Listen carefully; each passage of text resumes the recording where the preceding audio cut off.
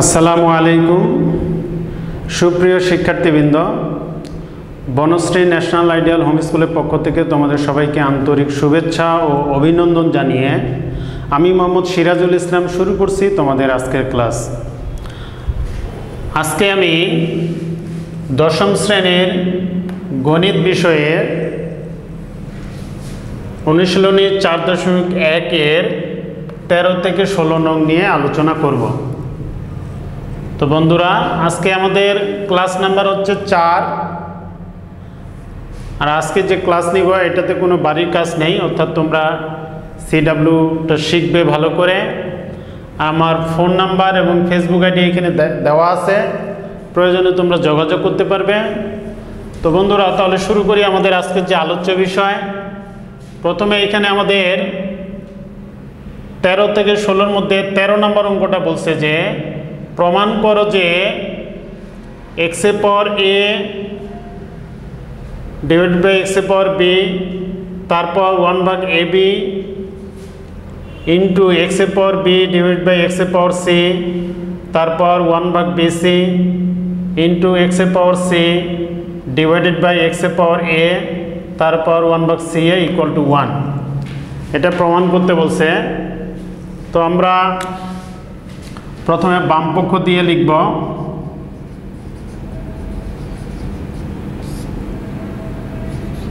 x এর power a divided by x এর power b তারপর 1/ab x এর পাওয়ার b x এর পাওয়ার c তারপর bc x এর পাওয়ার c x এর পাওয়ার a তারপর 1/ca। এটা হচ্ছে আমাদের বাম পক্ষ। তা আমরা জানি এগুলো হচ্ছে সূচকের অঙ্ক। সূচক বা পাওয়ারের সময়, এই গুণের সময় পাওয়ারগুলো যোগ হয় এবং ভাগ থাকলে পাওয়ারগুলো বিয়োগ হয়। আমরা প্রথমে এই দুইটা এক্সের মধ্যে একটা এক্স নিব, যেহেতু এই এক্স এবং এই এক্স পরস্পর ভাগ আকারে আছে, এই জন্য এই পাওয়ারগুলো বিয়োগ হবে, অর্থাৎ এক্স এর পাওয়ার a মাইনাস b তার পাওয়ার 1/ab। অনুরূপভাবে এখানে x এর পাওয়ার b মাইনাস c তার পাওয়ার 1/bc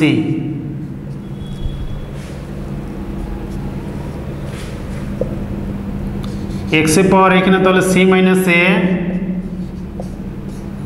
তারপর 1/ca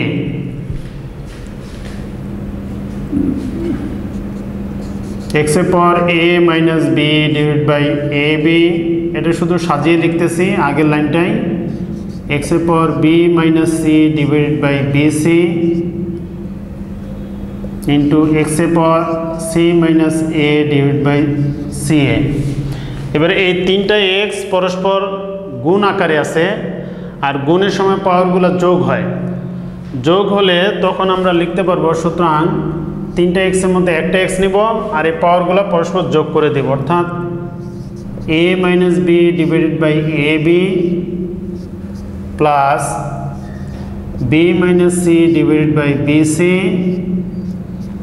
plus c minus a divided by ca সমান সমান এক্স এর পাওয়ার।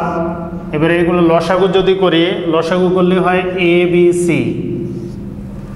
তিনটের লসাগু abc।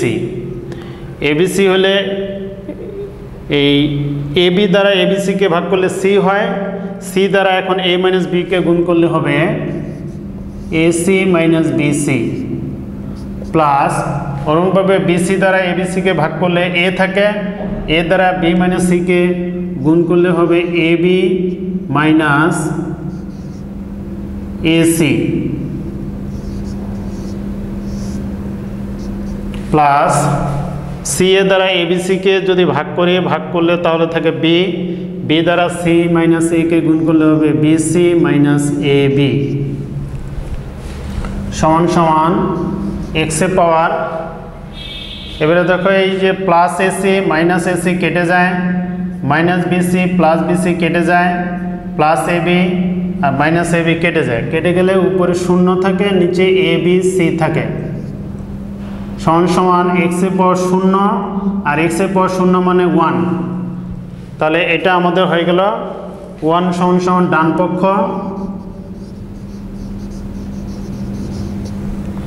সুতরাং আমরা লিখতে পারি বাম পক্ষ সমান সমান ডান পক্ষ প্রমাণিত।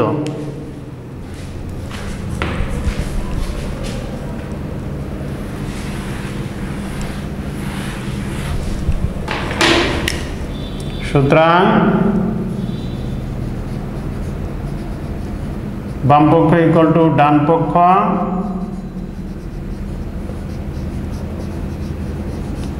প্রমাণিত। তো বন্ধুরা আমাদের 13 নম্বর প্রশ্নটা শেষ হয়ে গেল, আশা করি তোমরা বুঝেছ। এবার আমি 14 নম্বর অঙ্কে চলে যাব। 14 নম্বর অঙ্কটাও সেম। 14 নম্বর অঙ্কটা বলছে যে প্রমাণ করো যে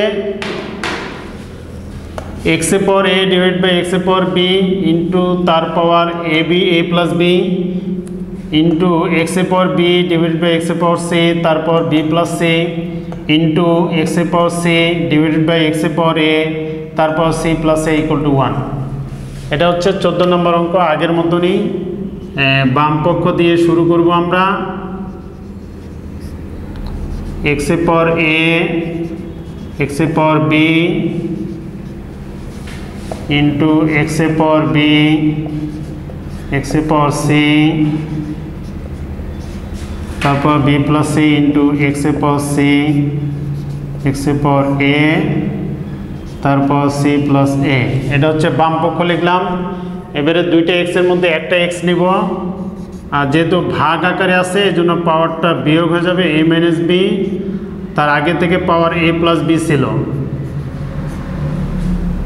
ইন্টু এক্স এর পাওয়ার বি মাইনাস সি, তার আগে পাওয়ার ছিল বি প্লাস সি, তাহলে পাওয়ারে পাওয়ারে গুণ হয়, এই জন্য B minus C into B plus C.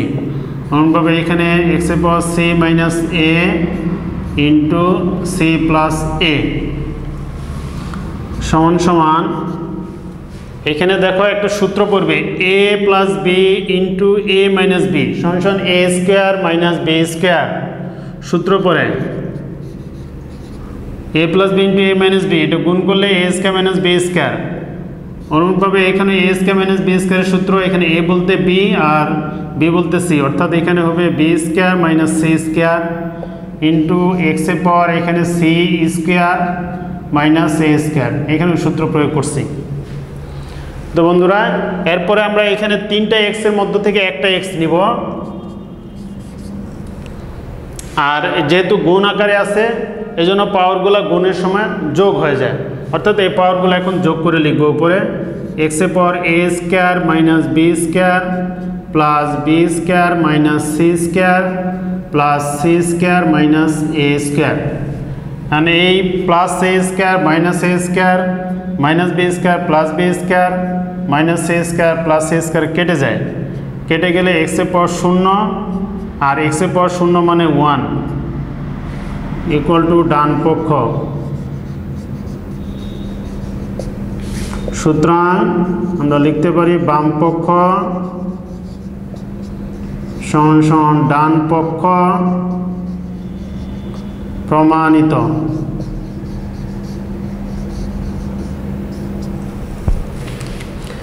তো বন্ধুরা আমাদের 14 নম্বর অঙ্কটাও সমাধান হয়ে গেল।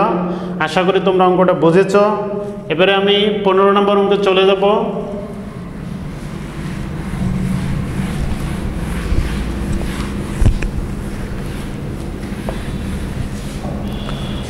পনেরো নম্বর অঙ্কটাও সেম আগেরটার মতন। প্রমাণ করো যে এক্স এর power p divide by x এর পাওয়ার কিউ তার power p plus q minus r into x এর power q divide by x এর পাওয়ার আর তার power q plus r minus p into x এর power r divide by x এর power p তার power p r plus p minus q equal to 1। এটা প্রমাণ করতে হবে। আগের অঙ্কের মতন লিখব বাম পক্ষ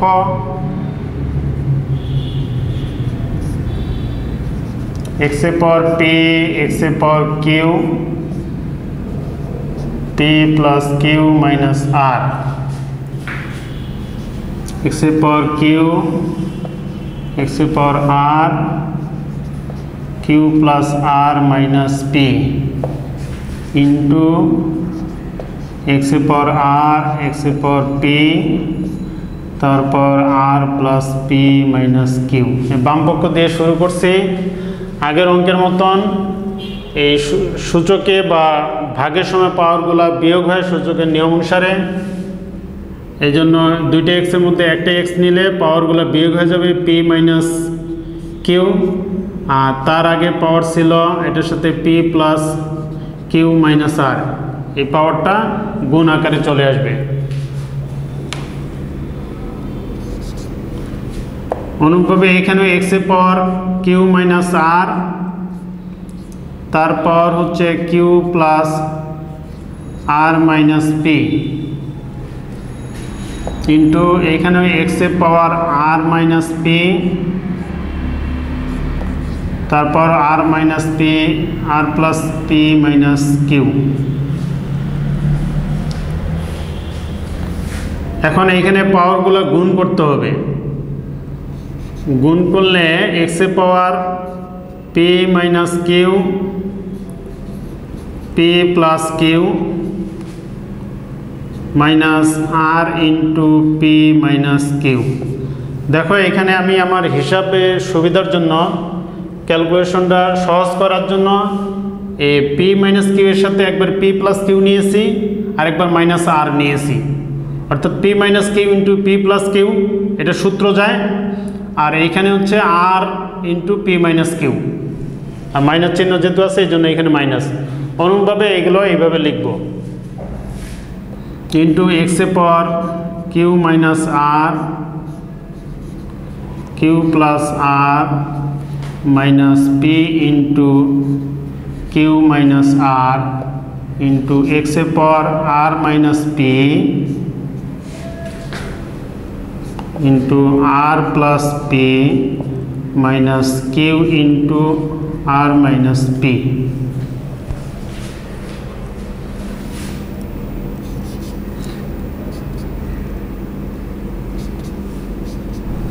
এবারে দেখো এখানে a minus b into a plus b সমান এ স্কোয়ার মাইনাস বি স্কোয়ার, অর্থাৎ p square minus q square. আর এখানে এটা গুণ করে দিলে minus p r minus plus q r. অনুরূপভাবে এখানে এক্স এর power Q square minus r square A minus b into a plus B, A square minus B square, এখানে এ বলতে কিউ বি বলতে আর। আর এখানে পি দ্বারা কিউ মাইনাস আরকে গুণ করলে minus p q minus p minus plus p r. অনুরূপভাবে এইখানে এক্স এর power r square minus p square minus Q R minus plus p Q.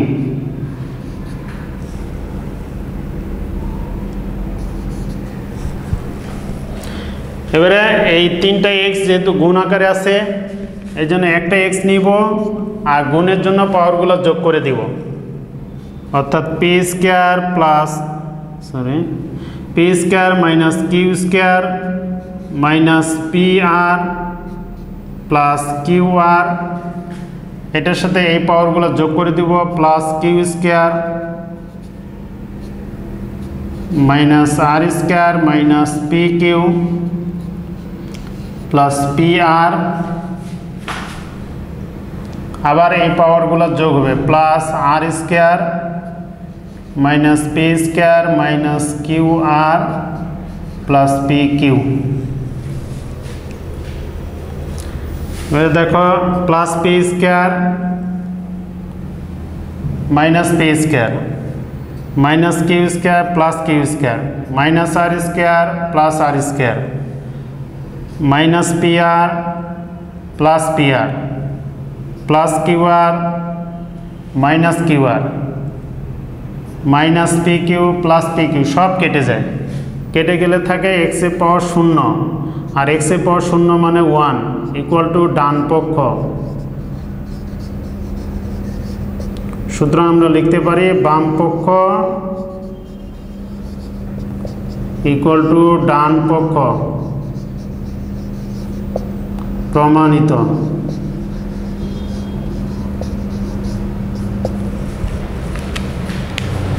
তো বন্ধুরা আমাদের 15 নম্বর অঙ্কটাও শেষ। এখন আমরা 16 নম্বর অঙ্কে চলে যাব, সর্বশেষ অঙ্কে।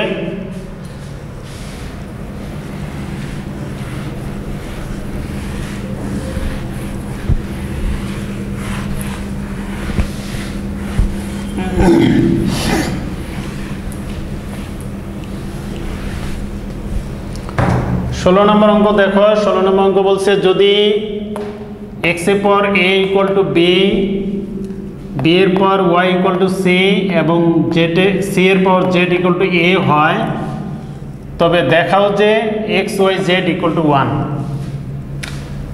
তো 16 নম্বর সমাধানে আমরা লিখব, দেওয়া আছে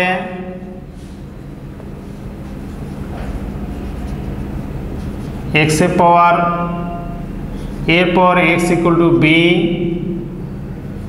b এর পর y equal to c, c এর পর z ইকুয়াল টু a।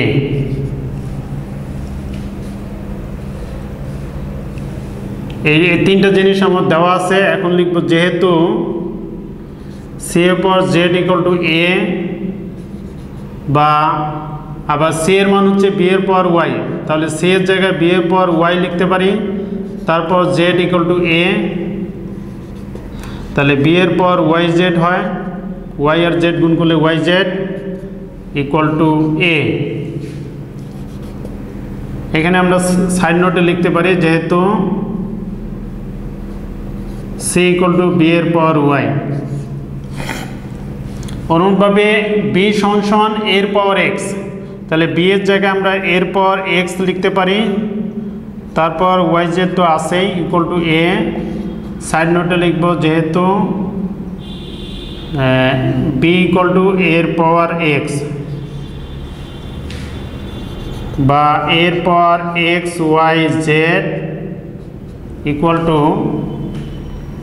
এর পর কিছু নেই মানে 1 ধরে নিলাম। তাহলে এই ভিত্তি এবং ভিত্তি যদি চলে যায়, সুতরাং আমরা পাওয়ার ইকুয়াল টু সমান হবে x y z equal to 1। ভিত্তি এবং ভিত্তি চলে গেলে পাওয়ার সমান হয়, ভিত্তি যদি একই হয় পাওয়ারগুলো সমান হবে, দুই পাশে সমান হবে। সুতরাং অর্থাৎ x y z equal to 1 প্রমাণিত।